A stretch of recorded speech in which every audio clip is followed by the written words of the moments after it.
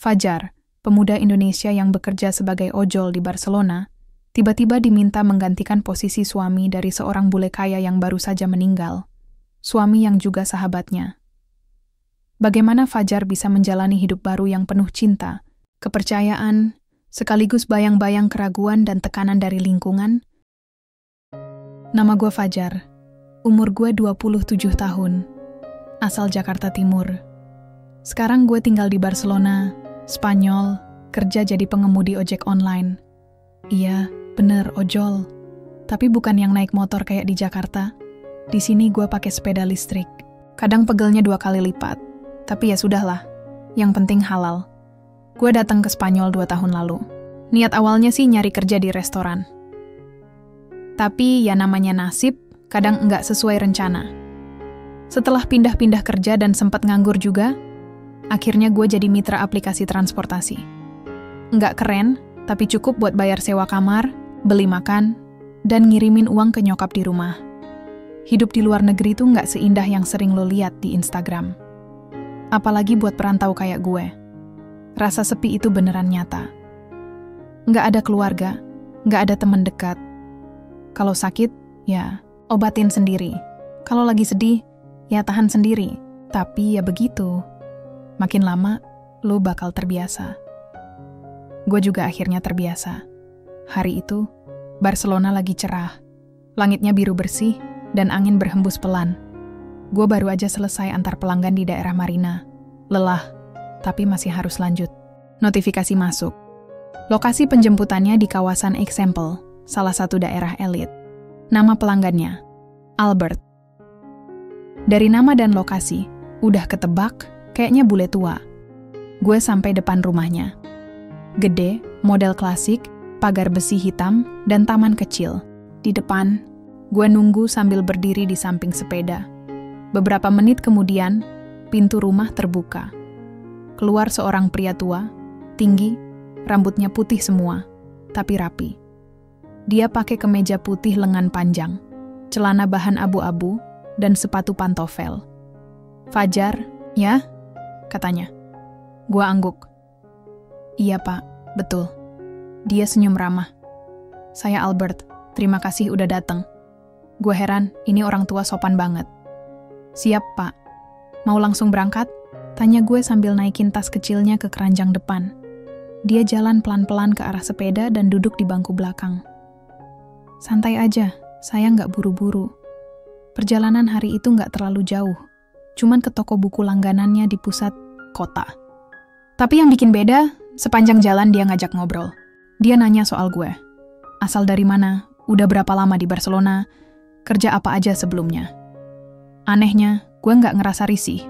Obrolan kami ngalir begitu aja. "Jakarta ya? Saya pernah ke Indonesia dulu. Ke Bali," katanya sambil ngeliat ke arah jalanan. "Bali keren, Pak. Tapi saya dari Jakarta.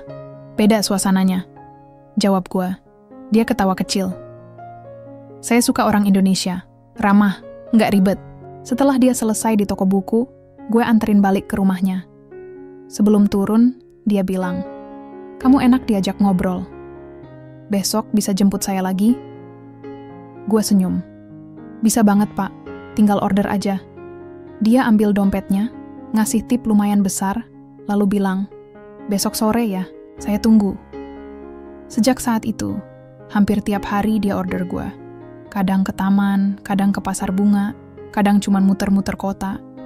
Gue jadi tahu lebih banyak soal dia. Albert itu pensiunan arsitek.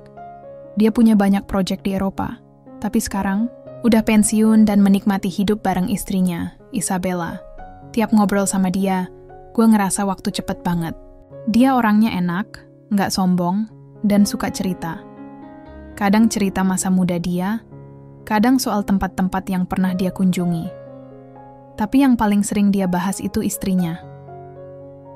"Isabella itu segalanya buat saya," kata dia suatu sore, pas lagi duduk di taman. "Kami nggak punya anak, jadi kami saling jaga satu sama lain." Gue cuman angguk waktu itu. Dalam hati gue mikir, mungkin itu kenapa dia seneng ngajak gue ngobrol. Hidupnya mungkin sepi, kayak gue. Seminggu kemudian, dia ngajak gue mampir ke rumahnya. "Isabella pengen kenalan sama kamu," katanya. Gue agak kaget. "Saya? Kenapa, Pak?" Dia senyum. Dia bilang saya jadi lebih ceria sejak kenal kamu. Dia penasaran. Gue datang sore itu. Rumahnya adem banget. Bersih, rapi, dan penuh buku. Albert nyuruh gue duduk di ruang tamu, lalu dia manggil Isabella.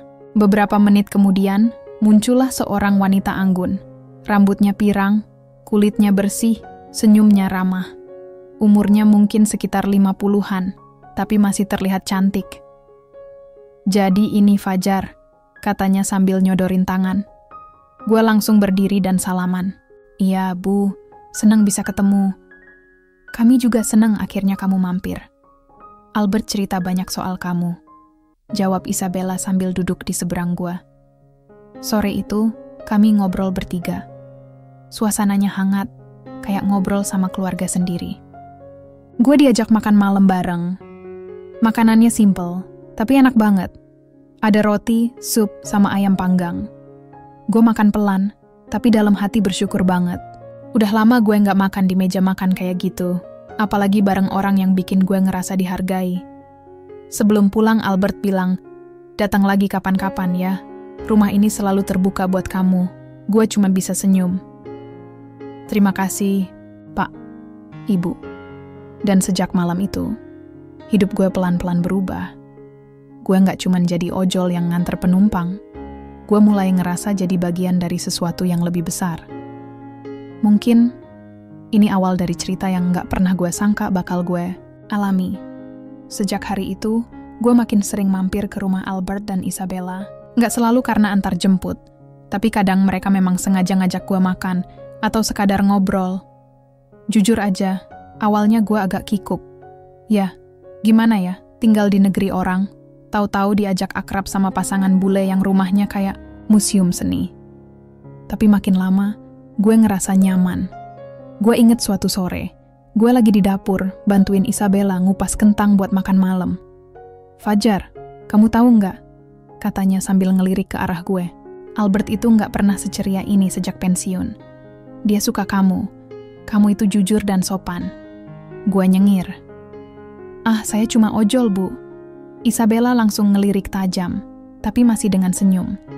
"Jangan pernah remehin kerjaan kamu. Kamu kerja keras, kamu baik, dan kamu bikin suami saya ketawa lagi." Itu lebih dari cukup. Gue diem. Gak bisa jawab apa-apa. Dalam hati gue terharu, tapi ya gue tahan. Di rumah itu, untuk pertama kalinya selama gue tinggal di Spanyol, gue ngerasa bukan cuma numpang hidup. Gue ngerasa dihargai. Albert itu orangnya detail. Kalau ngobrol, dia suka cerita sampai akar-akarnya. Mulai dari masa mudanya di Inggris, proyek-proyek arsitek yang pernah dia tangani, sampai gimana dia ketemu Isabella pas mereka sama-sama ngunjungin pameran lukisan di Italia. Gue yang biasanya pendiam, lama-lama kebawa aktif juga. Gue mulai cerita soal kampung gue di Jakarta, tentang nyokap yang jualan nasi uduk, bokap yang dulu supir angkot, dan kenapa gue akhirnya mutusin merantau ke Spanyol. Albert dengerin semuanya dengan serius. Bahkan kadang dia nanya-nanya detail kecil yang bahkan teman gue sendiri nggak pernah peduli.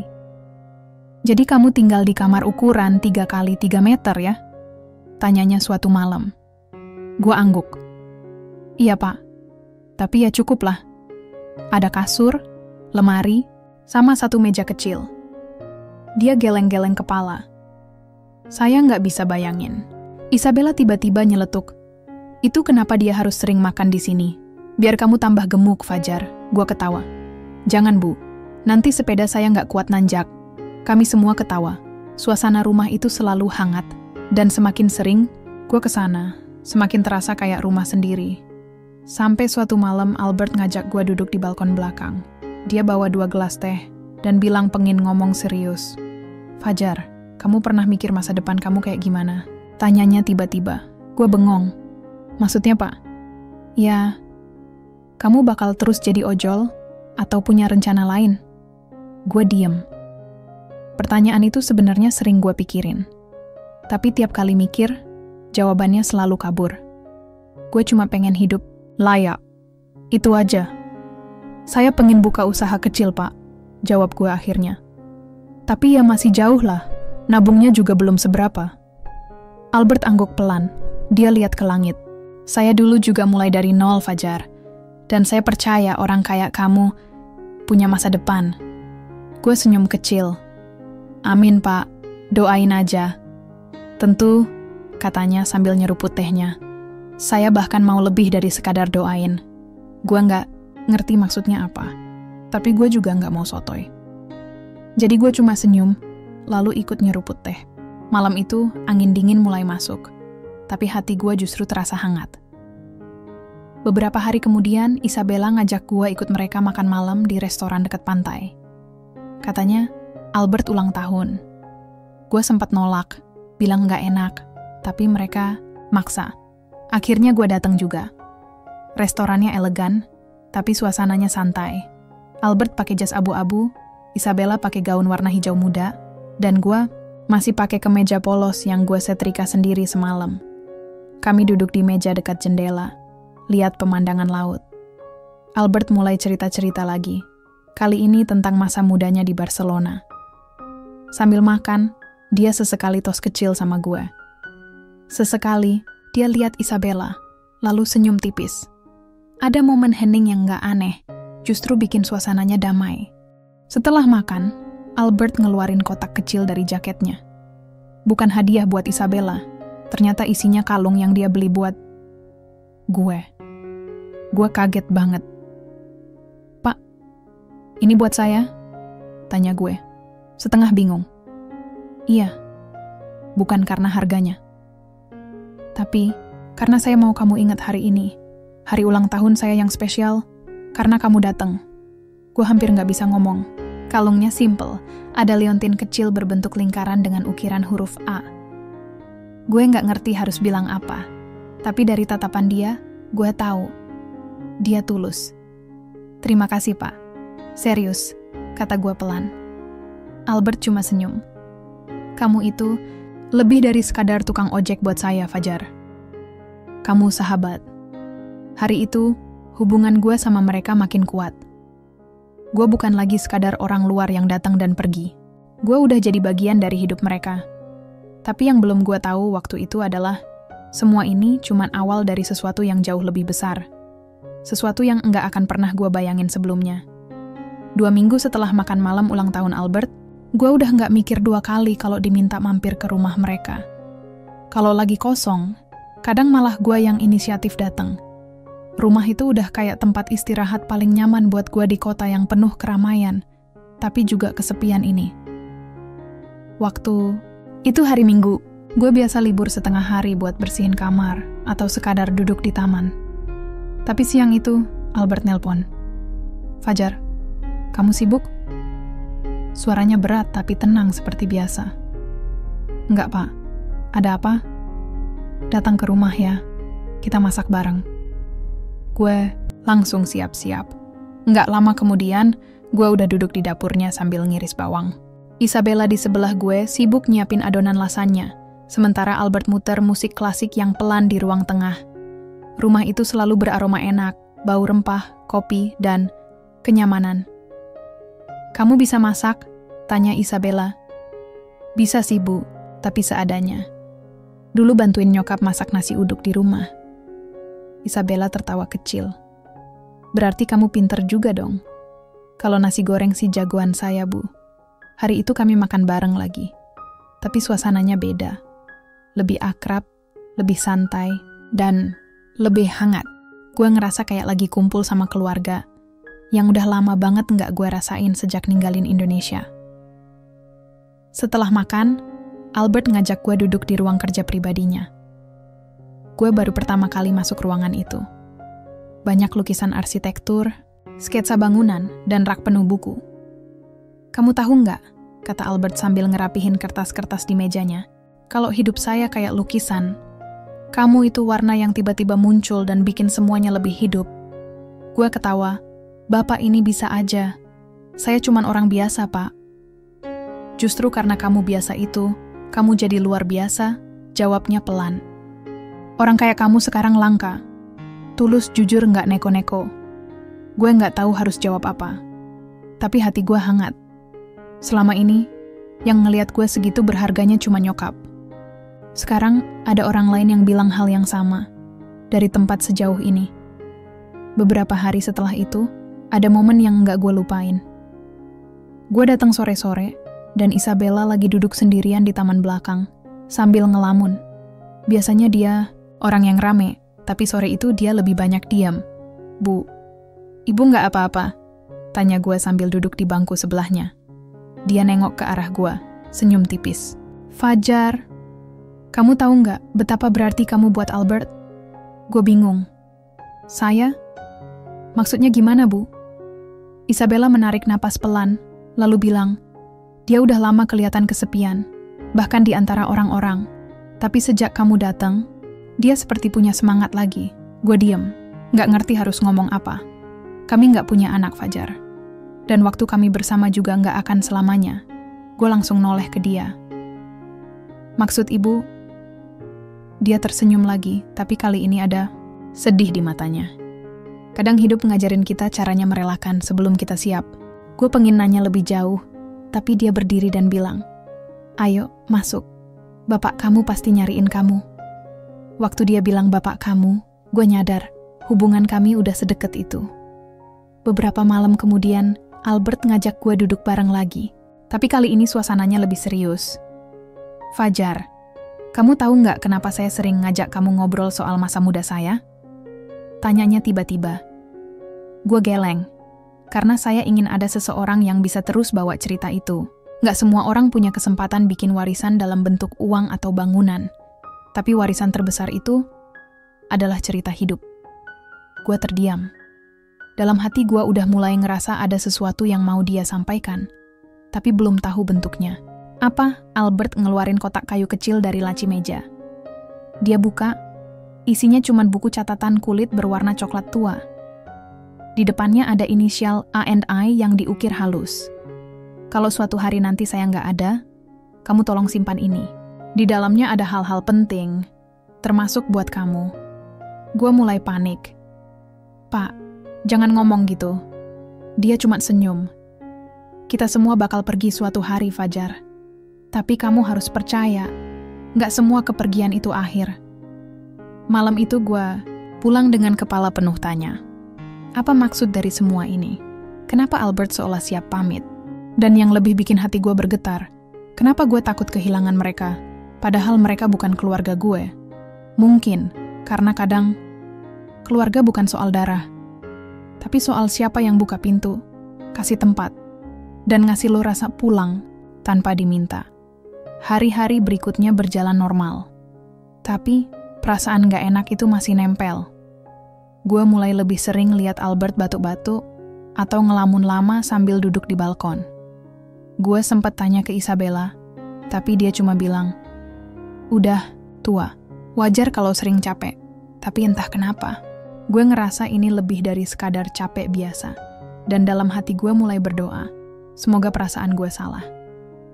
Tapi kalau bener, gue gak tahu siap enggaknya gue kehilangan mereka." Hari-hari belakangan ini, suasana rumah Albert dan Isabella pelan-pelan berubah. Masih hangat, masih akrab, tapi ada yang beda. Gue mulai merasakannya. Kayak ada awan mendung yang ngikutin dari jauh. Nggak hujan, tapi bikin dada agak sesak. Albert makin sering duduk lama di kursi kayu dekat jendela. Dulu dia sering ngajak ngobrol, sekarang lebih banyak diam sambil mandangin halaman. Kadang cuman ngeteh, kadang matanya merem, kayak lagi ngelawan sesuatu di dalam pikirannya. Gue pernah datang agak sore, bawa roti isi dari toko roti favorit dia. Tapi pas gue masuk rumah, gue nemuin Isabella duduk di lantai dapur, sambil megangin kepala. "Bu, ibu nggak apa-apa?" Gue panik. Isabella kaget, tapi langsung berdiri. "Aku cuma pusing sedikit. Kamu jangan panik ya." "Pak Albert mana?" "Di kamar. Dia lagi istirahat." Gue buru-buru masuk, dan bener aja. Albert lagi tiduran dengan wajah pucat. Matanya terbuka, tapi tatapannya kosong. Dia ngelirik ke arah gue, senyum tipis. "Fajar, kamu datang?" Suaranya pelan banget, hampir kayak bisikan. "Iya, Pak. Saya bawain roti keju kesukaan Bapak. Dia nyoba duduk, tapi kelihatan lemah. Gue langsung sigap bantuin. Dari situ, gue tahu ini udah bukan sekadar capek biasa. Pak, Bapak, kenapa nggak periksa ke dokter? Gue nanya pelan. Albert cuman senyum, lalu bilang, udah, beberapa kali, malah. Tapi sekarang saya lebih milih di rumah aja. Gue menelan ludah. Hati gue mulai kacau. Malamnya, setelah gue bantu Isabella bersih-bersih dapur, dia ngajak gue duduk sebentar di ruang tamu. Fajar, suaranya pelan. Kamu tahu nggak, Pak Albert sebenarnya sakit keras. Gue langsung noleh. Sakit apa, Bu? Dia didiagnosa kanker hati sekitar 3 bulan yang lalu. Waktu itu dia belum kenal kamu. Tapi dia nggak mau perawatan penuh. Katanya dia pengen sisa waktunya dipakai buat hidup. Gue nggak bisa ngomong. Tenggorokan gue kering. Selama ini, dia nahan sendiri, nggak ada tanda-tanda, nggak ada keluhan. Gue cuman lihat dia makin kurus, tapi gue pikir itu cuman faktor umur. Kenapa nggak cerita dari awal, Bu? Isabella menarik napas dalam. Dia nggak mau orang kasihan. Dia nggak suka dikasihani, apalagi dari kamu. Gue cuma bisa diem. Hari-hari setelah itu, gue lebih sering ada di rumah mereka.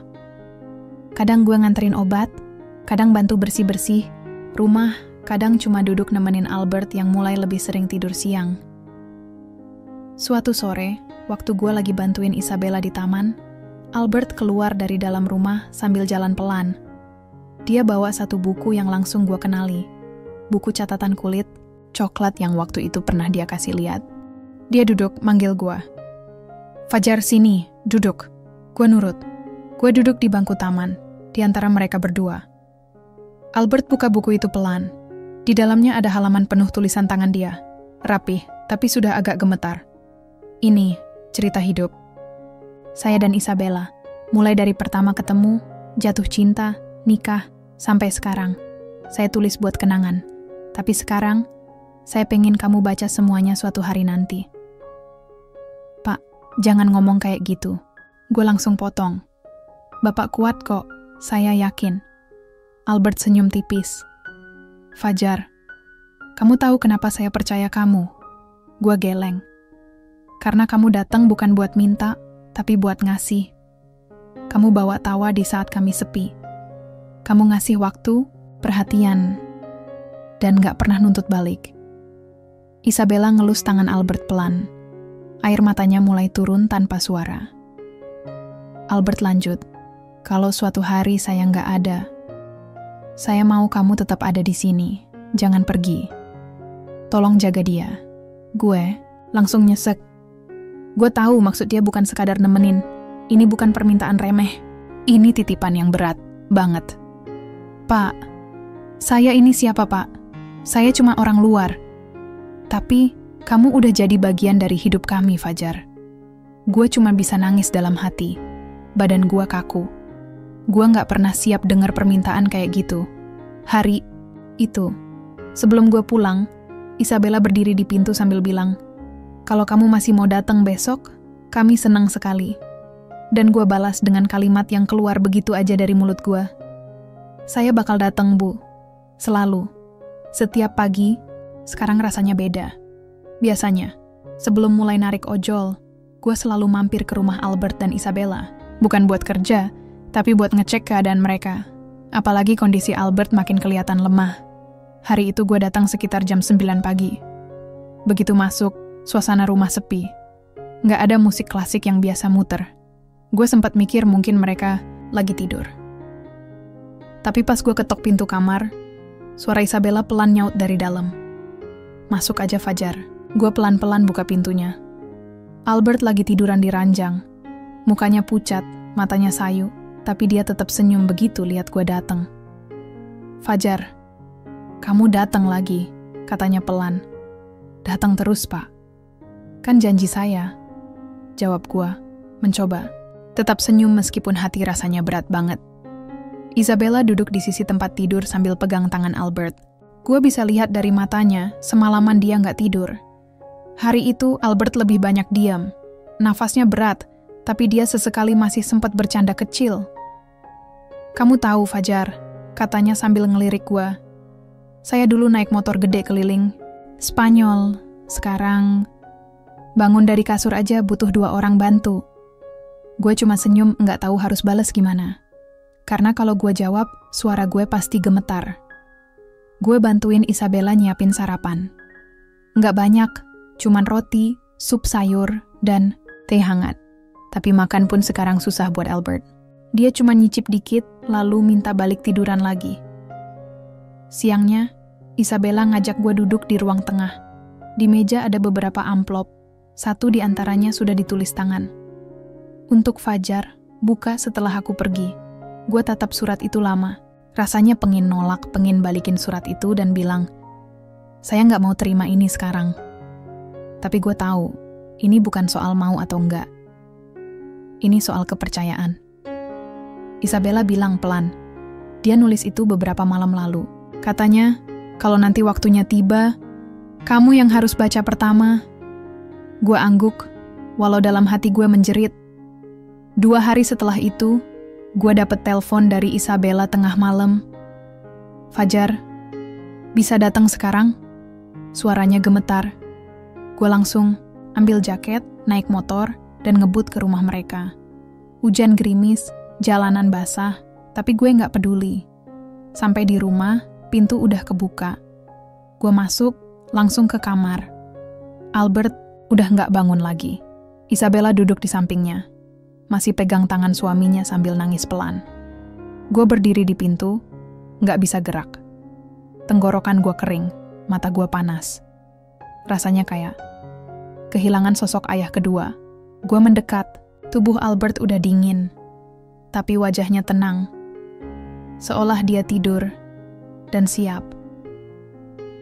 Isabella peluk gue, kenceng. Dia sayang kamu, Fajar.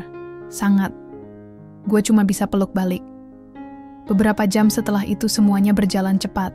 Ambulans datang, pihak rumah sakit mengurus jasad Albert, dan pagi harinya kabar kematian tersebar ke kenalan dekat mereka.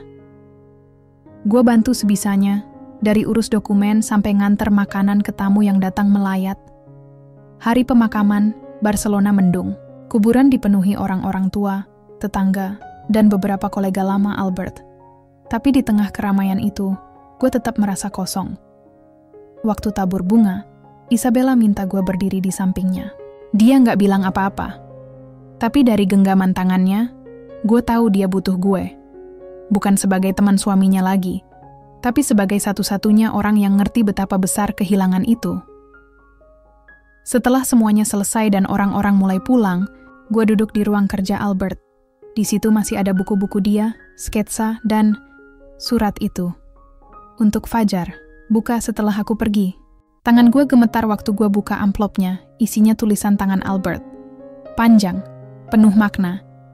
Tapi satu paragraf di tengahnya bikin napas gue berhenti.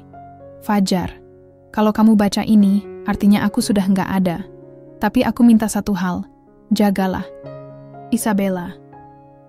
Bukan cuma sebagai teman, tapi sebagai pendamping.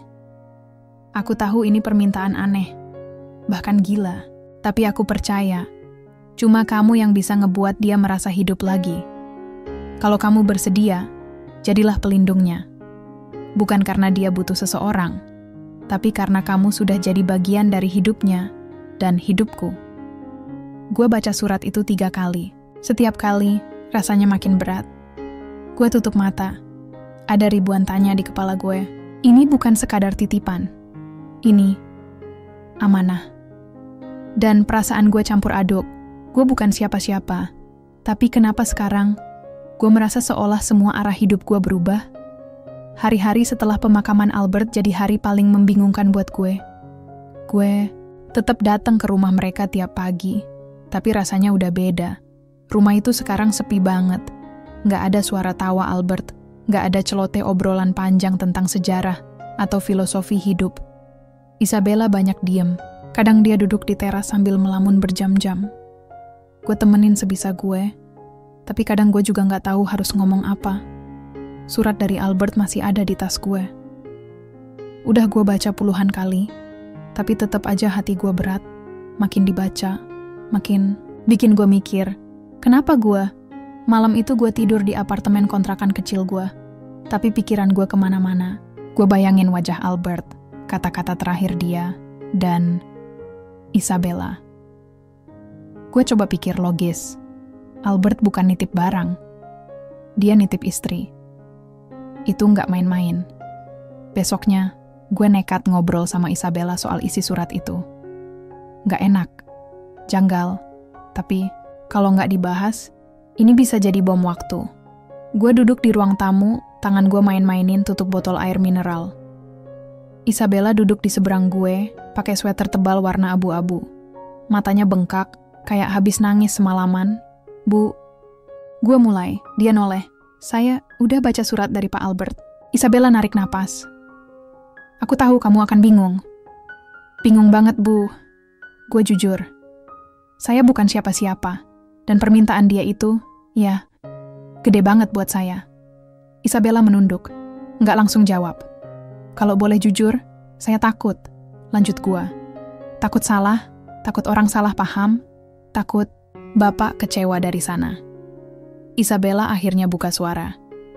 Fajar, Albert bukan orang yang mudah percaya. Tapi sejak kamu datang, dia berubah. Dia ketawa lagi, dia punya semangat. Dia bilang, Fajar ngingetin aku sama versi muda diriku, tapi dengan hati yang lebih jernih.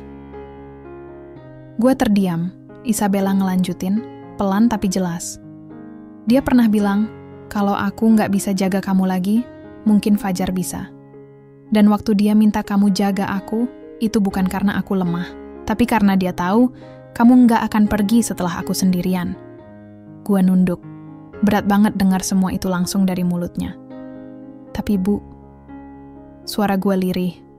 Orang-orang bakal ngomong macem-macem. Kita beda usia, beda latar belakang. Bahkan saya belum bisa ngerti bahasa Spanyol sepenuhnya. Saya bukan level ibu. Isabella senyum kecil. Kamu pikir semua itu penting? Fajar, aku hidup dengan Albert selama lebih dari 20 tahun. Dan banyak orang juga mempertanyakan kami. Tapi yang bikin kami bertahan bukan restu orang luar. Tapi karena kami tahu, kami saling percaya. Gue tarik napas panjang. Tiba-tiba, semua kenangan selama sebulan terakhir muter di kepala gue. Albert ngajak ngobrol, cerita masa lalunya, waktu kita bareng di taman, waktu dia bilang gue seperti anak sendiri. Terus, semua itu ujungnya ke sini. Hari itu gue pamit lebih cepat. Gue jalan kaki keliling kota, nggak tahu mau kemana. Gue lewatin jalanan yang biasa gue lewati waktu narik ojol. Setiap sudut kota kayak punya cerita baru.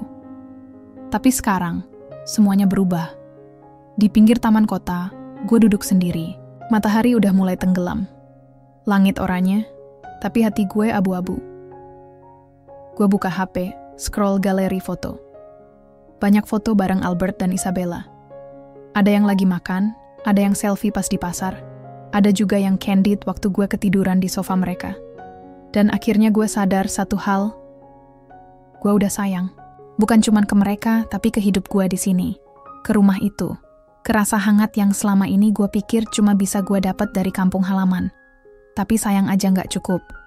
Sekarang gue harus milih, tetap jadi Fajar yang netral dan aman, atau Fajar yang nerima beban dan jalanin permintaan paling besar dari orang yang udah gue anggap sebagai ayah sendiri. Sudah seminggu sejak pemakaman Albert, dan suasana rumah itu pelan-pelan berubah. Bukan karena dilupakan, tapi karena semua terasa canggung. Gue masih datang setiap hari, bantu Isabella beberes rumah, nemenin dia ngobrol, masak, kadang nemenin dia jalan-jalan sore. Tapi sekarang tatapan orang-orang ke gue mulai beda. Di lingkungan tempat tinggal Isabella, orang-orang lokal mulai berbisik. Tetangga-tetangga yang biasanya ramah sekarang cuman senyum tipis. Beberapa bahkan terang-terangan ngeliatin gue dari atas ke bawah. Ada satu ibu-ibu yang lewat sambil bisik ke temannya. Itu si pengantar makanan yang sekarang sering di rumah Isabella, kan? Gue pura-pura nggak denger, tapi kuping ini nggak budek. Hati gue kayak ditusuk. Masalahnya nggak berhenti di situ. Komunitas Indonesia di Barcelona juga mulai ngomongin. Temen gue sesama ojol, si Budi, ngajak ketemuan di sebuah kafe kecil dekat Sagrada Familia. Begitu duduk, dia langsung to the point. Jar, lo seriusan deket sama istri orang yang baru meninggal? Gue denger-denger lo hampir tiap hari di rumahnya. Gue tarik napas, tahan emosi. Bukan gitu, Bud. Gue cuman bantu dia. Albert nitipin dia ke gue sebelum meninggal. Titipin? Maksudnya titipin dalam arti, gimana nih? Wajah Budi makin serius. Gue diem, nggak tahu harus jelasin gimana. Budi geleng-geleng. Jar, lo harus hati-hati. Orang Indo sini udah pada ngomongin. Katanya lo numpang hidup. Katanya lo manfaatin bule janda. Lo pikir semua orang bakal ngerti maksud baik lo? Gue diem aja. Dada gue panas. Tapi gue tahu Budi nggak salah. Dia cuma ngasih warning. Pulang dari situ, pikiran gue makin kusut. Sampai di rumah Isabella, gue masih coba senyum, pura-pura biasa aja. Tapi Isabella tahu. Fajar, kamu kelihatan capek. Ada yang ganggu? Tanyanya pelan sambil nyuguhin teh. Gue akhirnya jujur. Bu, orang-orang udah mulai ngomong. Mereka pikir saya macem-macem sama ibu. Isabella narik napas panjang, lalu duduk di samping gue. Aku tahu, Fajar. Aku juga dengar. Gue menunduk. Saya takut bikin ibu malu. Nama baik ibu, keluarga, reputasi Albert, semua itu penting. Saya nggak mau semua hancur karena saya. Tiba-tiba Isabella pegang tangan gue. Hangat, tapi tegas. Kamu nggak bikin malu siapa-siapa. Orang yang cuma bisa ngomong tapi nggak tahu ceritanya. Nggak layak didengarin. Aku cuma mau tanya satu hal. Gue angkat kepala, mata gue nabrak pandangannya. Kalau kamu tahu semuanya bakal sesulit ini, kamu tetap akan ada di sini, nemenin aku. Gue diam beberapa detik. Tapi jawaban itu udah jelas dari dalam hati gue. Iya, Bu. Saya tetap di sini. Malam, itu gue nggak langsung pulang. Gue duduk di teras belakang rumah, sendiri. Di atas langit, bintang-bintang terang. Tapi pikiran gue berat banget. Semua orang punya batas. Dan gue sadar, saat ini, batas kesabaran dan keberanian gue bener-bener diuji. Gue buka surat Albert lagi. Baca ulang bagian yang dulu bikin gue tercekat. Ini bukan soal menggantikan aku sebagai sosok, tapi menjaga dia tetap hidup. Jika kamu bersedia, maka kamu bukan sekadar teman. Kamu adalah bagian dari kami. Gue tutup surat itu pelan. Malam itu, gue nulis pesan ke diri gue sendiri di note HP. Kalau mau jalan ini, harus siap jatuh. Tapi kalau berhenti sekarang, kamu bakal nyesel seumur hidup. Malam itu, rumah Isabella terasa hening sekali. Lampu-lampu redup, hanya ada suara jam dinding berdetak pelan. Gue duduk di ruang tamu, tangan gue gemetar pegang secangkir kopi hangat. Udara dingin Spanyol malam itu bikin gue makin merinding. Bukan karena cuaca, tapi karena apa yang sebentar lagi harus gue putuskan. Isabella duduk di hadapan gue, wajahnya lelah, tapi matanya penuh harap. Dia tarik napas dalam, seolah mau mulai sebuah pembicaraan yang sudah dia pikirkan lama. Fajar, katanya pelan, Albert sudah percaya sama kamu. Dan aku juga ingin kamu tahu. Aku nggak mau terus-terusan hidup dalam bayang-bayang. Dia. Gue lihat dia serius. Ini bukan sekadar basa-basi. Aku ingin kita melangkah maju.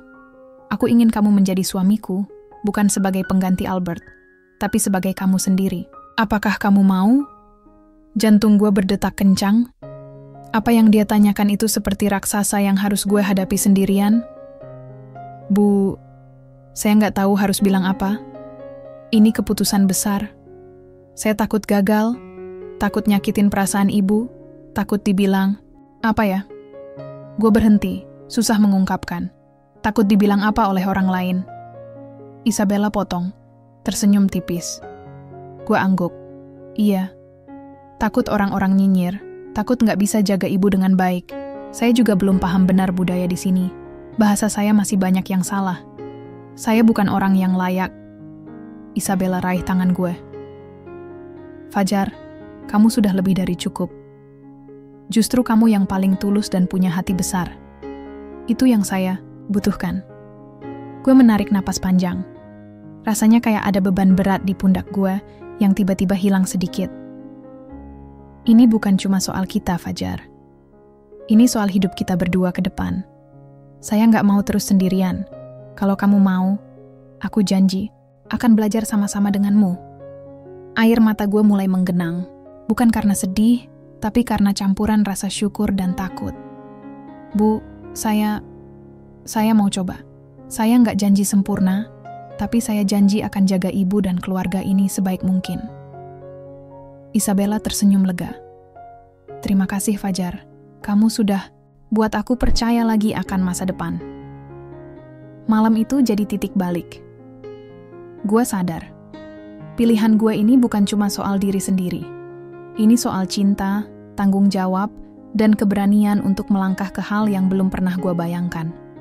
Tapi di balik semua itu, gue tahu perjuangan gue baru mulai.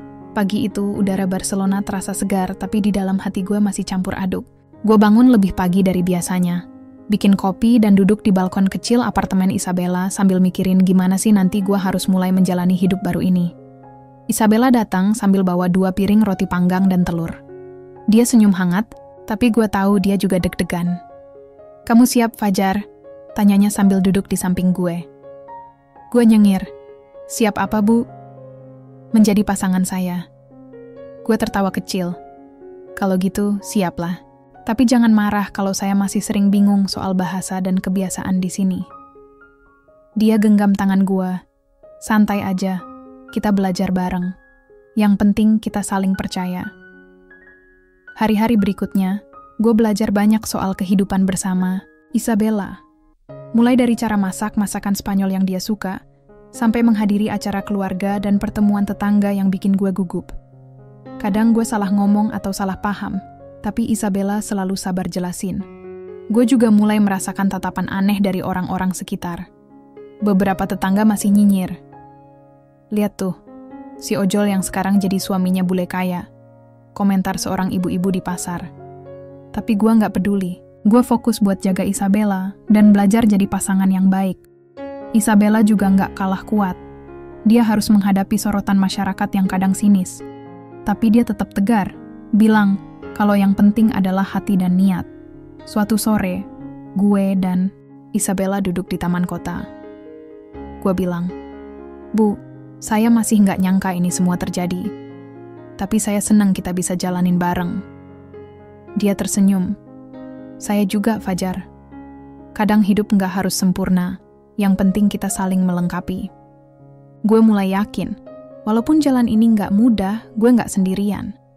Ada Isabella yang jadi alasan gue kuat. Hari-hari terus berjalan. Gue belajar lebih banyak, bukan cuma soal bahasa dan budaya, tapi juga soal cinta dan pengorbanan. Gue tahu, perjuangan gue baru mulai, tapi gue siap. Beberapa bulan berlalu sejak kami resmi menjalani hidup bersama. Gue dan Isabella mulai menemukan ritme kami sebagai pasangan yang unik. Tapi ternyata bukan cuma bahagia yang menanti. Suatu hari, waktu gue lagi antar pesanan, gue dapat pesan dari Isabella. Katanya ada tamu yang mau ketemu di rumah. Pas pulang, gue lihat seorang pria paruh baya berdiri di depan pintu. Dengan ekspresi serius. Isabella langsung menyambut pria itu, yang ternyata adalah sepupu Albert. Namanya Ricardo. Dari cara dia bicara, gue langsung tahu dia nggak terlalu suka dengan keputusan Isabella menerima gue. Ricardo mulai pertanyaan tentang harta warisan, keluarga, dan masa depan Isabella. Dia jelas mempertanyakan hubungan gue dengan Isabella, bahkan sempat bilang bahwa gue hanya mencari keuntungan. Gue berusaha tenang, tapi hati panas. Gue jelaskan kalau gue datang bukan buat ambil apa-apa, tapi karena cinta dan tanggung jawab. Isabella berdiri di samping gue, memperkuat posisi kami. Konflik itu jadi ujian pertama besar dari lingkungan keluarga Albert yang belum menerima gue sepenuhnya. Setelah Ricardo pergi, kami duduk berdua, membicarakan masa depan. Isabella bilang, "Ini baru permulaan, Fajar. Kita harus kuat." Gue tahu, banyak tantangan lain yang bakal datang. Tapi selama ada Isabella, gue yakin kami bisa lewati semuanya bersama. Setelah pertemuan dengan Ricardo, suasana di rumah agak tegang selama beberapa hari. Gue dan Isabella berusaha tetap normal, tapi jelas ada bayang-bayang ketidaksetujuan yang mengikuti kami. Gue sadar, ini bukan cuma soal gue dan Isabella. Ini soal bagaimana gue bisa diterima di dunia yang sama sekali baru buat gue. Suatu sore, gue ketemu sama beberapa tetangga di pasar lokal. Mereka mulai tanya-tanya soal gue dan Isabella. Ada yang sinis, ada juga yang mencoba memahami. Gue jelasin dengan jujur siapa gue dan apa maksud gue. Gue gak mau pura-pura jadi orang lain. Isabella juga makin terbuka. Dia cerita banyak tentang masa lalunya, tentang perjuangan dia dan Albert, dan kenapa dia yakin sama gue. Kami mulai ikut kegiatan komunitas lokal, mencoba membangun hubungan yang lebih baik.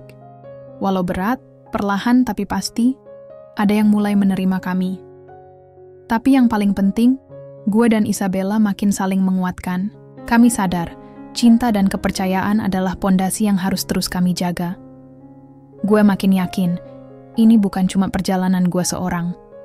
Ini perjalanan kami berdua, melawan keraguan dan membangun masa depan bersama. Hari-hari berlalu, dan gue mulai merasakan perubahan besar dalam hidup gue. Dari seorang pengemudi ojol yang hanya tahu bertahan hidup, gue sekarang belajar bagaimana menjadi bagian dari keluarga yang lebih besar dan kompleks. Gue dan Isabella makin sering ngobrol soal masa depan. Bukan cuma soal kehidupan sehari-hari, tapi juga impian-impian yang ingin kami wujudkan bersama. Kami mulai rencanakan liburan kecil sebagai hadiah untuk diri kami setelah melewati banyak hal berat. Gue pengen ajak Isabella ke tempat-tempat yang selama ini hanya dia ceritakan. Gue pengen tunjukin kalau gue serius membangun hidup ini. Isabella juga mulai lebih terbuka soal masa lalunya, tentang bagaimana dia merasa kesepian setelah kepergian Albert dan betapa pentingnya gue buat dia sekarang. Gue gak mau sia-siain kepercayaan itu. Meski begitu, gue juga sadar masih ada tantangan yang harus kami hadapi. Kadang komentar miring dari orang sekitar masih datang. Kadang rasa ragu dalam diri sendiri muncul. Tapi kami sepakat untuk terus maju, saling pegang tangan, dan jujur satu sama lain. Di suatu malam yang tenang, gue dan Isabella duduk di balkon, menatap bintang. Gue pegang tangannya erat. Kita bakal baik-baik saja, Bu. Kita sudah jauh sampai sini.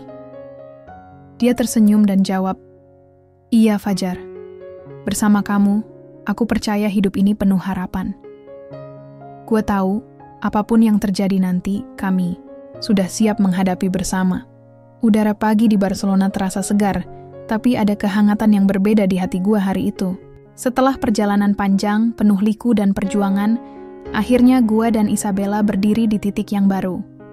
Kami sudah melewati segala keraguan, tatapan sinis, dan bahkan kehilangan. Tapi semua itu justru bikin kami makin kuat.